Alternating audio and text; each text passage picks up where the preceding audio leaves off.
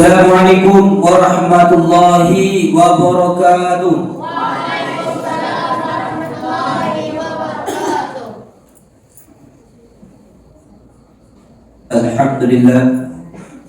Alhamdulillahilladzi ahyana ba'dama amatana wa ilaihin nusyur. Asyhadu an la ilaha illallah wahdahu la syarika lah wa asyhadu anna Muhammadan abduhu wa rasuluhu la nabiyya ba'da. Allahumma shalli wa sallim wa barik ala sayyidina Muhammad wa ala alihi adada kamalillahi wa kama yaliqu bi kamalihi. Amma ba'du ibadallah, ittaqullaha haqqa tuqatih wa la tamutunna illa wa antum muslimun. Allah Ta'ala fil Qur'anil Karim, na'udzu billahi minasyaitonir rajim. Bismillahirrahmanirrahim. Ala bi zikrillah tatma'innul qulub. Sadaqallahul azim wa sadaqallahul karim. Aku apa kami ama-ama ete para wali santri, ustazah dan ustaz yang dirahmati Allah Subhanahu wa taala, hafiz dan hafizah. Mudah-mudahan ini menjadikan sebab kampung kita menjadi kampung baldatun thayyibatun wa rabbul ghafur. Dijadikan kampung itu menjadi kampung Qur'ani. Amin ya Allah, amin ya rabbal alamin. Mari bersama-sama kita mengucapkan puji beserta syukur kehadiran Allah Subhanahu wa taala. Alhamdulillahi rabbil alamin. Terima kasih banyak ya Allah, Engkau perkenalkan kami dengan Al-Quran. Engkau jadikan kami menjadi umat Nabi Muhammad sallallahu alaihi wasallam. Engkau beri kami kekuatan untuk melaksanakan sholat 5 waktu sehari semalam, terutama subuh secara berjemaah.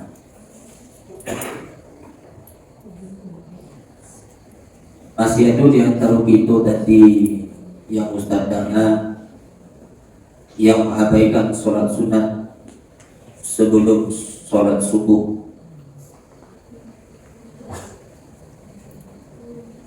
Abu fadilah daripada sholat sunat 2 rakaat sebelum sholat subuh. Sholat sunat 2 rakaat sebelum sholat subuh lebih baik daripada dunia dan seisinya. Kalau ingin anak-anak ustaz, santriwan, santriwati, hafiz dan hafizah ingin merasakan yang namanya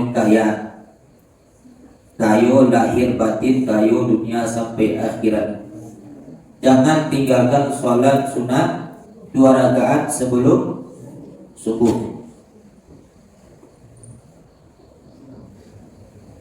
Orang yang melaksanakan sholat sunat 2 rakaat sebelum subuh tidak akan pernah merasakan miskin, walaupun ia dalam keadaan miskin. Orang yang melaksanakan sholat sunat 2 rakaat sebelum subuh, ia tidak akan pernah merasakan miskin, walaupun ia hidup dalam kekurangan. Nah, kita beda dulu. Mana yang kita cari raso atau yang nampak? Aku tanya bro ibu. Ini di rumah ada sambal ayam, ada sambal daging, sambal yang lama-lama sih. Tapi rasul tadi dicabui di Allah Subhanahu wa taala. Lai bisa kita menikmati sambal yang lama tadi. Ini yang gua tanya, mana pilih raso atau yang nampak. Hidup pun dah ubahnya hanya sekedar raso saja nampak, ibu hadirin yang dirahmati Subhanahu wa taala. Kayu kalau tidak jadi raso kayu, tidak ada guna kayu tu dong. Kita kayu tapi tidak ada pernah jadi raso kayu oleh Allah Subhanahu wa taala. Maka tidak ada guna kayu doh. Bapak ibu hadirin yang dirahmati Subhanahu wa taala. Kita miskin tapi tak pernah merasakan kekurangan, tidak pernah merasa kita miskin.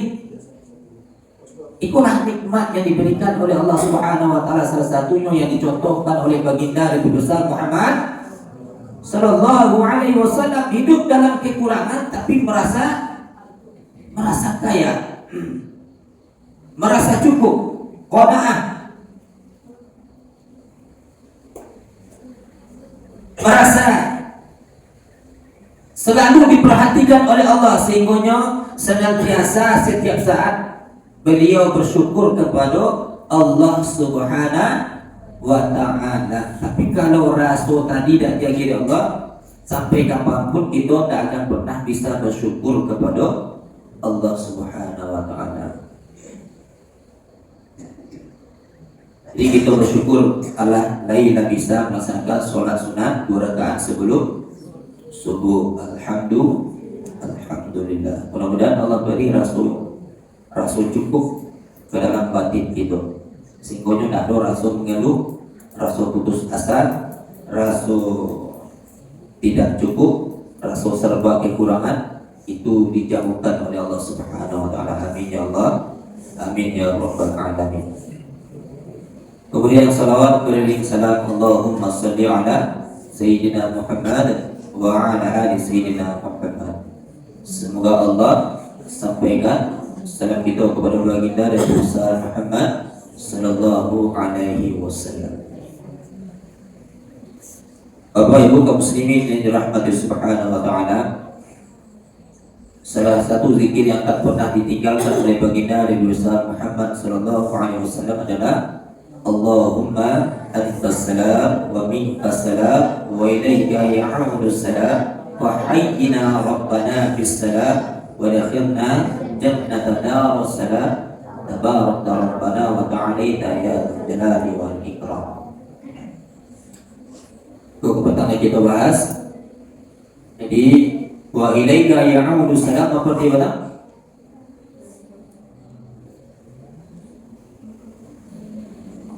Coba mulai dari azan sampai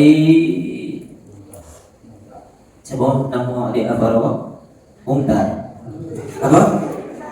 Nantar. Ustaz belum tahu lah ya. Duduk kamar ni. Dibuat subjek dari belakang. Siapa? Duduk siapa sana?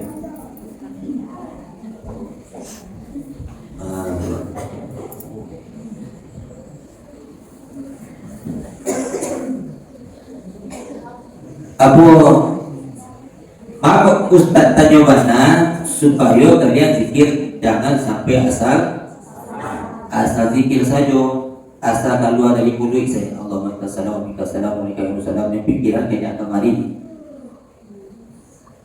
Kalau dapat zikir tadi itu melibatkan hati dan pikiran, sehingga zikir tadi membawa kekuatan pada diri awak.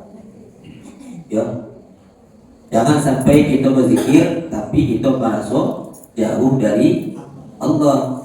Padahal Allah Subhanahu wa taala sampaikan ala bizikrillah, ingatlah berzikir kepada Allah dapat menenteramkan hati, tutmainnul qulub.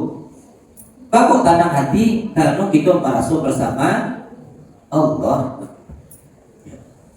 Siapa yang paling bangga di dunia Allah. Tidak ada yang bangga kecuali hanya Allah Subhanahu wa taala.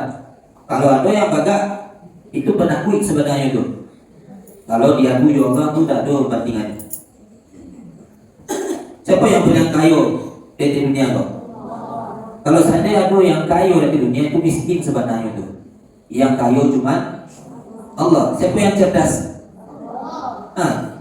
Berkawan kita dengan Allah. yang maha cerdas, yang maha kaya, yang maha kuat. Tanah awak pindah. Ketika ada orang yang nak menjaya awak, kau tinggal mengadu kepada siapa? Kepada Allah. Ketika ada kita merasa kekurangan, kepada siapa kita minta? Kepada Allah Subhanahu wa taala. Ada yang tidak kita tahu, kepada siapa kita tanya? Kepada Allah Subhanahu wa taala. Kira-kira tanam tak hati bakawan jo Allah Subhanahu wa taala. Dakik jo Allah Subhanahu wa taala. Tanam hati awak, batin awak kagau lagi ceritanya mau tadi. Tapi ketika kita bertanya tak ada jawaban. Jadi ketika minta tak diagih. Ketika dizalimi orang tak ada pertolongan Allah. Disitulah awak merasa putus asa. Indah ada dapat sampai menyenda sampai bergantung. Maka hadirin yang dirahmati Subhanahu wa taala, perlu kita mempelajari siapa benar Allah itu dan bagaimana caranya supaya kita dapat pertolongan dari Allah Subhanahu wa taala. Salah satunya kalau ingin dapat pertolongan Allah adalah melalui doa. Doa adalah senjata orang beriman. Baik Pak, kalau kita orang sholat, senjata kita doa. Kalau kita orang sembahyang, orang sholat, orang mengaji, penghafal Al-Quran, senjatanya apa? Doa. Orang Nasrani, Yahudi yang ditakuti itu adalah doa kaum muslimin wal muslimat. Ketika nyampe tangan tu lah takut dia teman. Makanya bahas supaya tidak mustajab doa ko, zikir ko tidak makui, makanya diselip-selipkan makanan-makanan yang haram ke dalam makanan itu dulu. Siap saji diselipkan minyak babi, diselipkan sesuatu yang haram, binatang yang halal tapi disembelih bukan dibaca nama bismillah, haram hukumnya yang kawat. Singkonya solat itu tidak mengakui deh dihalalkannya. Menurut Bapak Ibu seperti contoh saya 2 kopi contohnya. 2 kok 2 kok musang. Kopi, kalian tahu kopi? Kalau 2 kopi itu apa tuh? Ciri musang. 2 kopi itu apa? Ciri musang. Ciri itu apa? Ada sabun najis. Ada sabun najis. Tahi itu tuh ada sabun najis. Ada yang ragu. Senang itu gitu aja. Ciri musang, tahi, binatang apapun itu hadas atau najis. Aduh yang ngecen hadas. Oh dewa dia lama tuh ustaz dia. Najis. Nebat tua kadang-kadang takut sih. Ya Allah yang dari memulai. Itu najis itu. Makanya kita belajar dari Pangkabanan masalah Toharoh itu artinya suci. Belajar tentang hadas dan najis. Salah satu najis adalah ciri musang. Ini ciri musangku halal kece mui. Kalau ambo Bapak Ibu hadirin yang dirahmati Subhanahu wa taala, walau bagaimanapun cara pengolahan ciri, yang ciri itu tetap ciri. Mau ditumpuian, mau dijalan tangan, mau dijamuah, mau dicuci, mau dipangan, yang ciri tetap ciri. Halal hukumnya. Na'udzubillah min dzalik.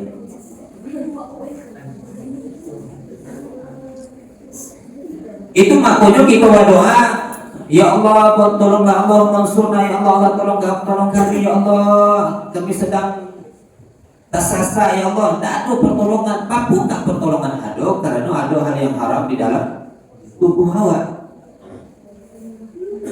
Bagi bapak ibu yang suka masak masako, raiko, ajinomoto,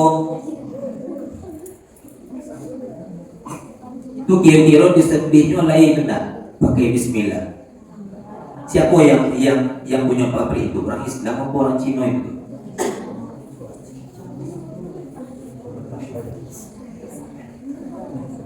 Rancak jale-jale karena kita menghafal Al-Quran itu. Aku lagunya kita menghafal Al-Quran, tapi ketika kita memanfaatkan Al-Quran tersebut tidak bisa. Kita punya Al-Quran tapi tidak bisa dimanfaatkan. Sama saya awak yang menghafal dengan orang yang tidak menghafal. Awak pandai-pandai menghafal siang malam menjago. Ini subuh menjago. Kawan-kawan yang lain masih lama lalu, ya dah. Itulah pada siang menjago datang kemari. Rupanya Al-Quran yang kita hafal tak ada gunanya. Namun seperti itu. Kalau tidak perhatikan makanan itu. Hati-hati dengan seluruh lini itu dikuasai oleh Yahudi dan Nasrani. Maka perhatikan makanan itu. Supaya zikir dan doa kita sampai kepada Allah Subhanahu. Ketika kita minta ya Allah, Allahumma antas salam, engkaulah keselamatan ya Allah. Wa minka salam, dari engkau keselamatan. Wa ilaika ya'udu salam, menuju kepada engkau, kembali kepada engkau. Ya'udu itu asal kata dari Idul Fitri. Artinya kembali. Idul Fitri kembali fitri, kembali putur, kembali makan. Fitri, fitrah, kembali suci. Jadi Eid artinya kembali. Ya'udu kembali. Wa ilaika ya'udu salam, kepada engkau tempat kembali supaya kita selamat. Artinya kita ingin selamat, jalan kita harus menuju kepada Allah Subhanahu wa ta'ala. Kemudian fahayyina rabbana bisalam, maka hayyina, hidupkanlah kami ya Tuhan kami, rabbana bisalam, dengan keselamatan. Setelah itu apa boleh? Sudah fahayyina rabbana bisalam wa dakhilna jannatan darussalam, dan masukkanlah kami wa dakhilna jannata, ke dalam surga darussalam, tempat yang selamat. Setelah itu boleh tabarakta rabbana wa ta'alaita ya dzal jalali wal ikram. Tabarakta, engkau yang maha memberi berkat. Wa ta'alaita, engkau yang maha tinggi. Tabarakta rabbana wa ta'alaita ya dzal jalali wal ikram. Ya wahai zat yang memiliki jalal artinya kesucian, wal ikram, dan kemuliaan. Kemudian setelah zikir Allahumma antas salam, apa zikirnya yang biasa kita lakukan? Surat Al-Fatihah. Ketahui dah hadirin yang dirahmati Subhanahu wa ta'ala, sebaik-baik obat adalah Al-Quran, dan sebaik-baik obat di dalam Al-Quran itu adalah suratul Fatihah. Surat Al-Fatihah. Jadi bagi siapa yang mengistiqomahkan membaca surah Al-Fatihah setiap selesai sholat, itu berarti dia sedang mengobati dirinya, baik jasmani maupun rohani. Semakin dibaca surah Al-Fatihah, maka kita akan semakin sehat. Yang kedua fadilah di suratul Fatihah. Coba nak kita membaca surah Al-Fatihah setiap selesai solat. Bagi siapa yang membaca surat Al-Fatihah setiap selesai solat, tak berhenti-henti, tak putus-putus sampai mati, maka dijamin oleh baginda Nabi besar Muhammad sallallahu alaihi wasallam tidak akan pernah kena sihir dan santet. Ada mana Pak Ibu, ada orang yang mantan gawaji sampai Bapak Ibu di seraan gak sembe, gak salampiang, gak sadorong di rumah awak pedia saya nak sanang watinya ini akan mengakui jaminan dari Nabi Muhammad sallallahu alaihi wasallam. Syaratnya kita baca surat Al-Fatihah. In ahsantum li anfusikum wa in asa'tum falah. Siapa yang berbuat kebaikan itu untuk dirinya. Siapa yang menunggangan gabaji tadi di rumah awak, itunya tunggangan untuk dirinya, bukan untuk awak. Itu hebatnya Al-Quran kalau kita amalkan. Jadi jangan pegang dukunya, Bu. Masih ada kita yang pegang dukun, Bu? Masih ada, Pak? Bisa nak kita yang pegang dukun, Pak? Tolong lagi tahu solusinya adalah Al-Quran. Kemudian hadirin yang dirahmati Subhanahu wa taala, setelah surah Al-Fatihah apa zikirnya?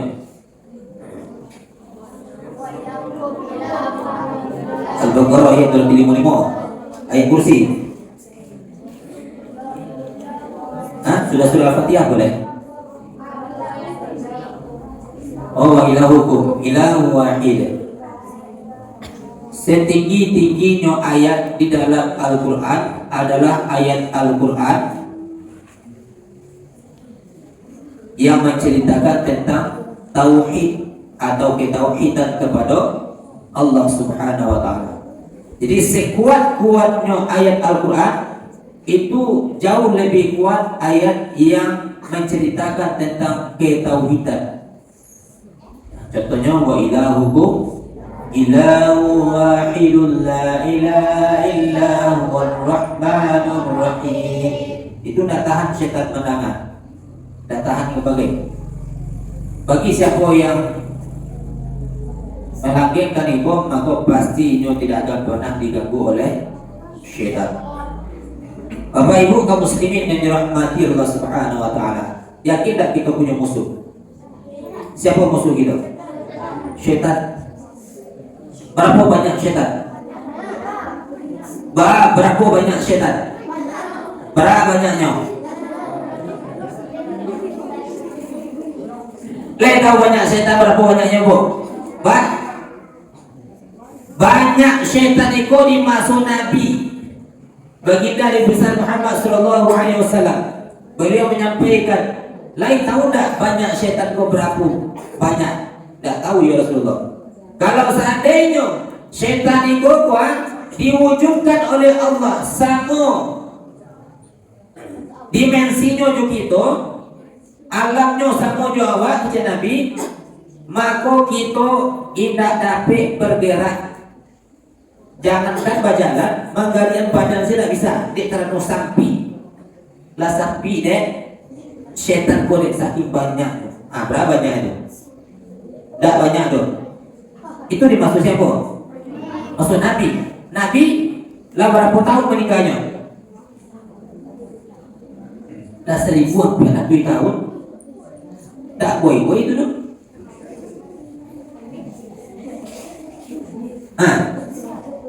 Jadi salamu itu hadirin yang dirahmati Subhanahu wa taala, 1000 tahun itu lah bertambah puluh syaitan tadi.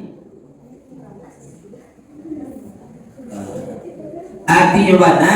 Dah bisa kita Bapak Ibu hadirin yang dirahmati Subhanahu wa taala, sudah sembahyang, sudah salat Pak, langsung tagak tak bisa loh. Kita perlu benteng berlipat-lipat, berlampi-lampi sekuat-kuatnya karena syaitan go sangat banyak di masuk awak. La ilaha illallah wahdahu la syarika lahu, lahul mulku wa lahul hamdu yuhyi wa yumiitu wa huwa ala kulli syai'in qadir. Itu benteng yang pertama sudah sholat itu. Kemudian dibaca pula Allahumma antas salam, benteng yang lain. Dibaca pula surah Al-Fatihah, benteng yang lain. Dibaca wa ilahukum ilahu wahid, benteng dari syaitan jurulai. Dibaca ayat kursi, benteng dari syaitan jurulai. Kalau sebanyak itu Ustaz, benteng dari syaitan juga banyak, syaitan itu nyoba lampi-lampi. Dan ini udah akan menjaga kita senang dan bahagia dan sukses. Walaupun kita merana, merasa sengsara gini, merasa menderita, merasa kesakitan, itu akibat campur tangan dari syaitan dari Bapak Ibu. Jadi lepaskan diri Bapak Ibu dari belenggu syaitan, caranya amalkan zikir pokok setiap selesai sholat. Kemudian Nabi Muhammad SAW mengabarkan hadis dari Sayyidina Hasan bin Ali, anak Sayyidina Ali bin Abi Thalib. Hasan bin Ali radhiyallahu anhu qala Rasulullah sallallahu alaihi wasallam, man qara'a ayatal kursiyya fi duburus salatil maktubah kana fi zimmatillahi ila salatil ukhra.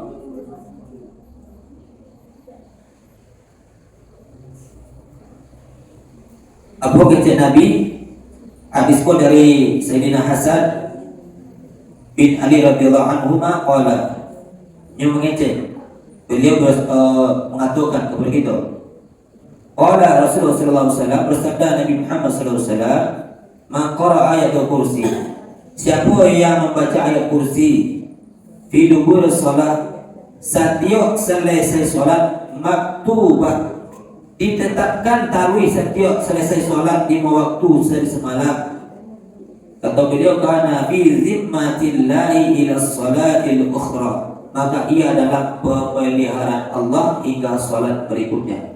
Hadis yang lain, an Abi Umamah radhiyallahu anhu qala Rasulullah sallallahu alaihi wasallam, man qara'a ayatul kursi fi duburi kulli sholatin maktubah lam yamna'hu min dukhulil jannati illa ayyamut wa qul huwallahu ahad. Apa artinya? Hadis dari Sayyidina Abi Umamah radhiyallahu anhu qala Rasulullah sallallahu alaihi wasallam, Nabi Muhammad sallallahu alaihi wasallam bersabda, bagi siapa di antara kita yang melanggengkan membaca ayat kursi setiap selesai salat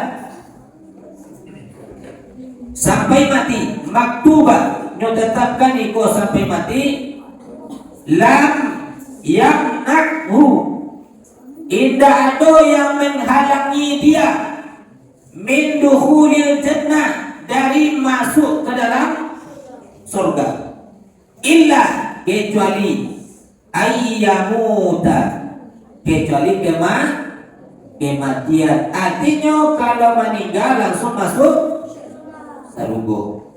Ingin pasti kita masuk surga? Baca ayat kursi jangan sampai ditinggalkan setiap selesai sholat. Wa qul huwallahu ahad, dan begitu juga dengan surat Al-Ikhlas. Baca setiap selesai sholat. Bisa? Insya Allah diamalkan. Kalau itu kita amalkan, dipastikan kita masuk surga oleh Nabi Muhammad sallallahu alaihi wasallam. Kalau Nabi menjamin, percaya gitu. Kalau Nabi menjamin, percaya apa? Nah, kalau lagi amalkan. So, diamalkan. Siapa yang mengamalkan zikir ko setiap selesai sholat? Tunjuk tangan. Setiap selesai sholat dia diamalkan zikirnya. Tunjuk tangan. Perempuan apa orang?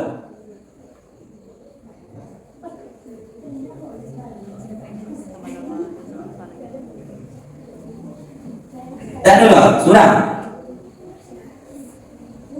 surah yang menunjuk ya. Laki-laki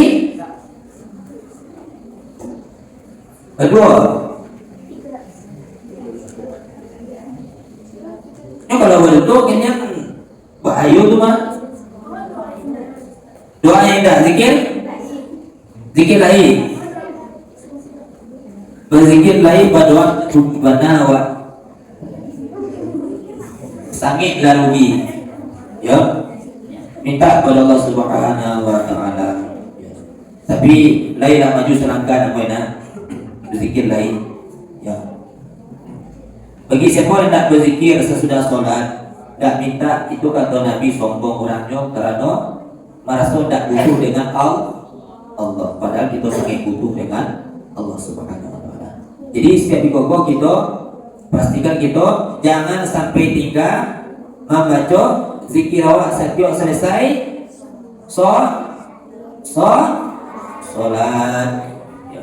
Ingin aman hidup kita? Ya. Solat jangan tinggal, zikir jangan tinggal. InsyaAllah aman. InsyaAllah kita tenteram. InsyaAllah kita tak takut dengan yang nama santet, yang nama-nama sihir, yang nama-namanya yang hitam-hitam itu tak akan takut. Ya.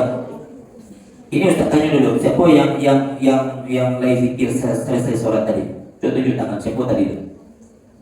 Cik, 2, 3, 4. Yang perempuan, siapa tadi? Siapa tadi?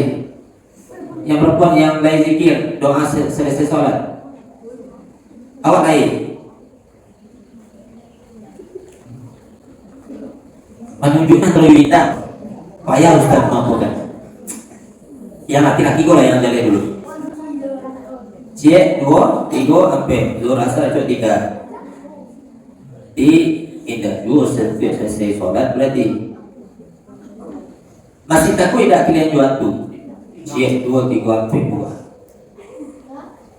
Takut jual tu? Hah? Takut ya syaitan? Azan? Takut ya syaitan? Antu ya? Syaitan tidak antu ya? Pocong ya? Kuntilanak ya? Genderuwo ya? Kalau syaitan tak takut lah. Itu syaitan itu rumah. Antu tu syaitan itu tu. Dia tahu tak tugas setan yang menjadi hantu tu? Tahu tak kalian? Dia sedang menyesatkan awak.